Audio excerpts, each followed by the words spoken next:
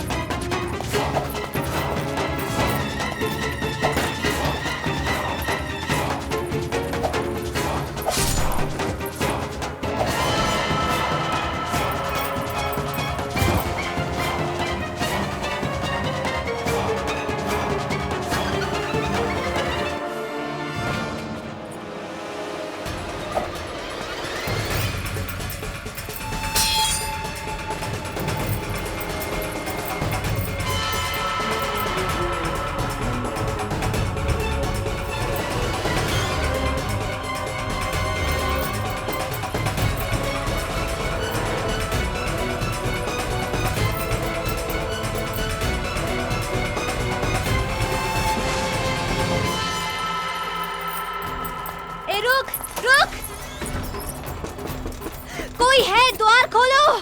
सुंदर, काशी, द्वार खोलो।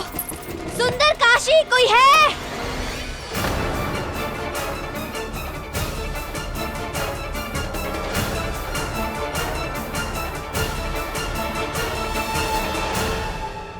क्या हुआ महारानी देवी?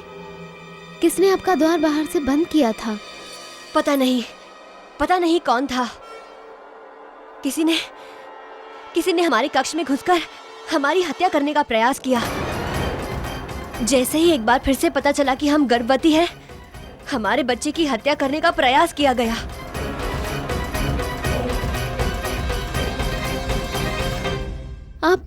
आप ठीक तो है ना महारानी देवी? हे भगवान, आपका लाख लाख धन्यवाद। हमारी महारानी कुशल है। क्या हुआ? हम लोगों ने आपकी आवाज सुनी। सब कुशल तो है ना महारानी साहेब? जिसने भी आप पर आक्रमण किया उसको मेरी हाय लगेगी। उसने ये भी नहीं सोचा कि हमारी महारानी गर्भवती है। एक साथ दो प्राण लेने की चेष्टा की गई। नहीं गंगा, हम ठीक हैं। हमें कुछ नहीं हुआ। और वैसे भी वो जो भी हम पे वार करने आया था उसे तो ठीक से वार करना भी नहीं आता था।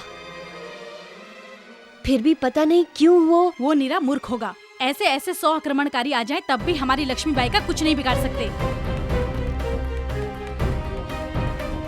वो जो कोई भी था अनाड़ी होगा। और ऐसी मूर्खता भरी क्रूरता केवल फिरंगी ही कर सकते हैं। हाँ काशी, तुम लोगों ने तो उसे देखा भी नहीं। यदि देखा होता तो अवश्य समझ गए होते कि उसे तो ठीक से खंजर पकड़ना भी नहीं आता था। ऐसे वार कर रहा था जैसे कोई छोटा बच्चा तलवार सीखने का प्रयास कर रहा हो। आसपास के सारे राज्यों में ऐसा कोई नहीं है जो हमारी महारानी का तलवारबाजी में मुकाबला कर सके। नहीं काशी, आज हम जो कुछ भी है, जो भी है, अपने ताते गुरु की वजह से है।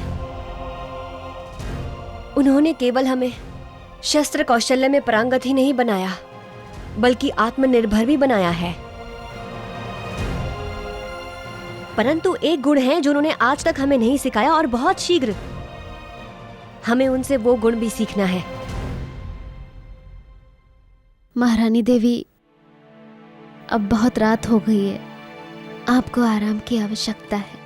परंतु सबसे पहले महाराज को इस घटना के बारे में अवगत करा देना चाहिए। नहीं सुंदर, तुम में से कोई भी इस घटना के बारे में महाराज को नहीं बताएगा। हम स्वयं कल उन्हें किसी दूसरे माध्यम से इस घटना के बारे में बताएंगे, अन्यथा वो विचलित हो उठेंगे। महारानी साहेब, यदि आज्ञा हो तो हम आपके कक्ष में। नहीं, इसकी कोई आवश्यकता नहीं है। मैं महारानी देवी के साथ हूँ और इनकी देखभाल के लिए तो यहाँ पर है। हाँ काशी, तुम और सुंदर जाकर विश्राम करो। गंगा हमारे साथ हमारे कक्ष में रहेगी। जो आज्ञा। आइए महारानी देवी।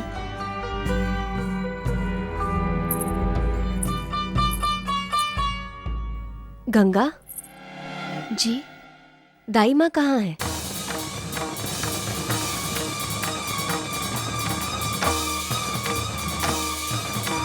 गंगा, जी दाई माँ कहाँ है? वो क्या हुआ? क्या वो अभी भी क्रोधित है? जी वो अवश्य क्रोधित है। परंतु वो है कहाँ? उनका मन जब भी अशांत होता था तो पास वाले मंदिर में चली जाती थी। कोई बात नहीं, हम उन्हें मनाएंगे। वैसे भी वो तो इस विवाह के विरुद्ध थी और ये विवाह तो हो नहीं पाया। अब वो अवश्य मान जाएंगी। आप सत्य कह रही हैं, वो अवश्य मान जाएंगी। गंगा, जब तक दाई माँ लौट ना आए तुम हमारे साथ हमारे इसी महल में रहो। वैसे भी जिस स्थिति से हम गुजर रहे हैं उसमें हमें तुम्हारे जैसे विश्वास पात्र की साथी की आवश्यकता है।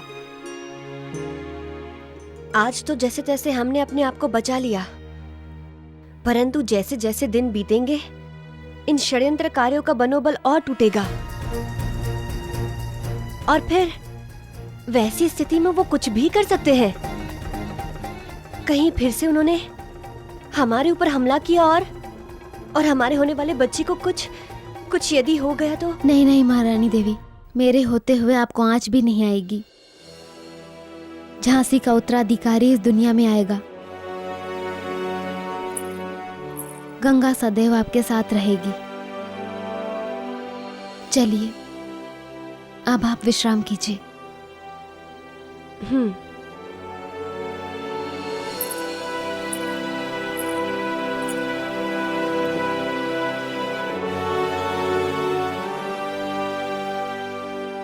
हम थोड़ी देर में आते हैं।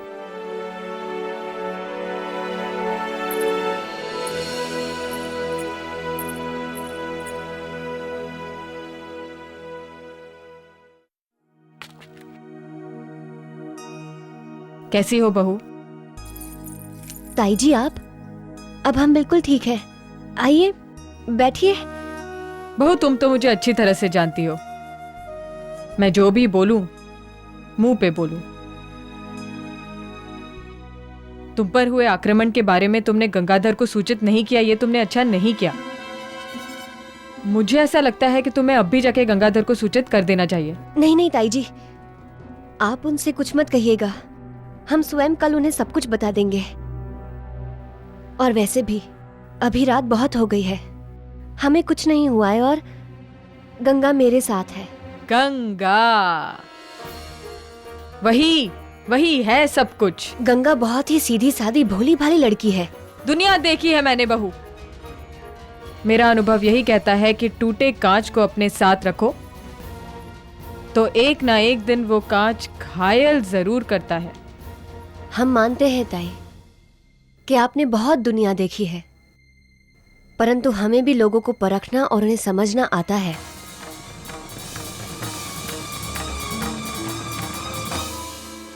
हमने तो हमारे समझाने का काम कर दिया बहू। आप महारानी हैं, आगे आपकी मर्जी। आराम कीजिए।